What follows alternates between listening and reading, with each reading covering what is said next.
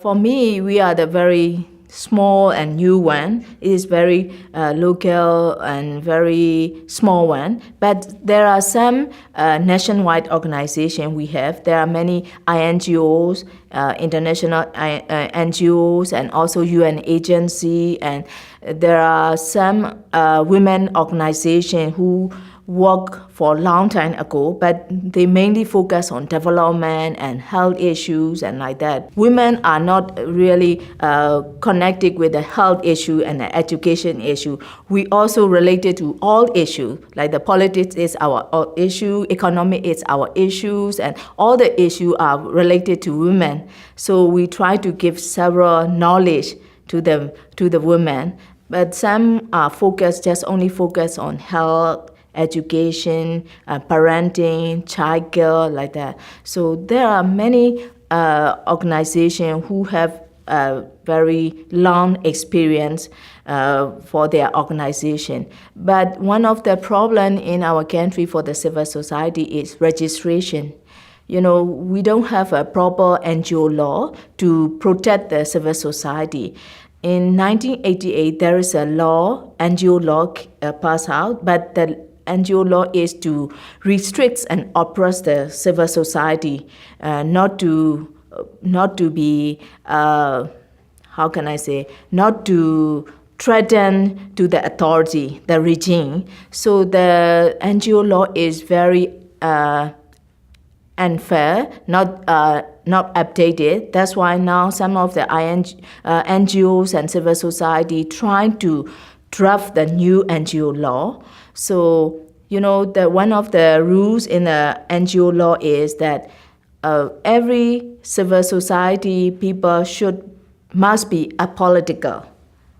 So, and this is very ridiculous at that moment, at that situation. So, I came from politics, and so most people may interested in politics, but it shouldn't be like that, divided at apolitical and political. So we believe that it's not fair. That's why we try to change this NGO law.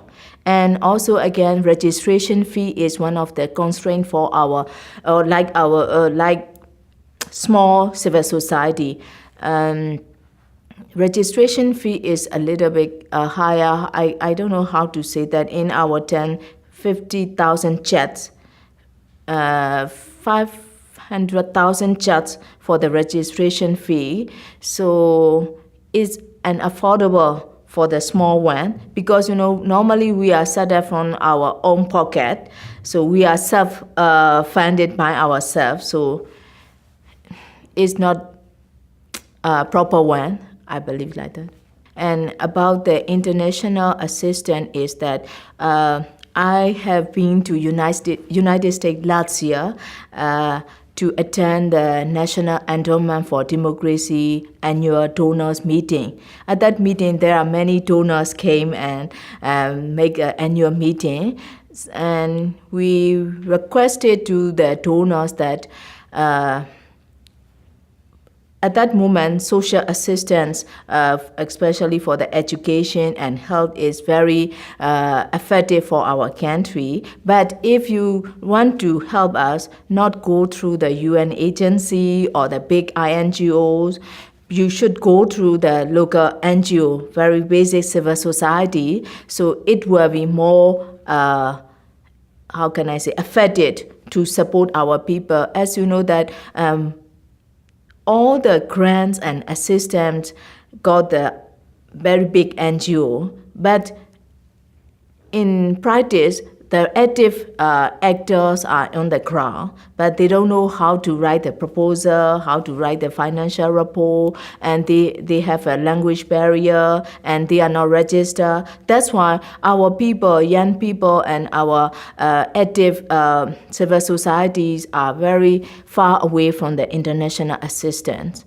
That's why now some of the international donors understand very well about the situation, and they try to help and to reach the ground.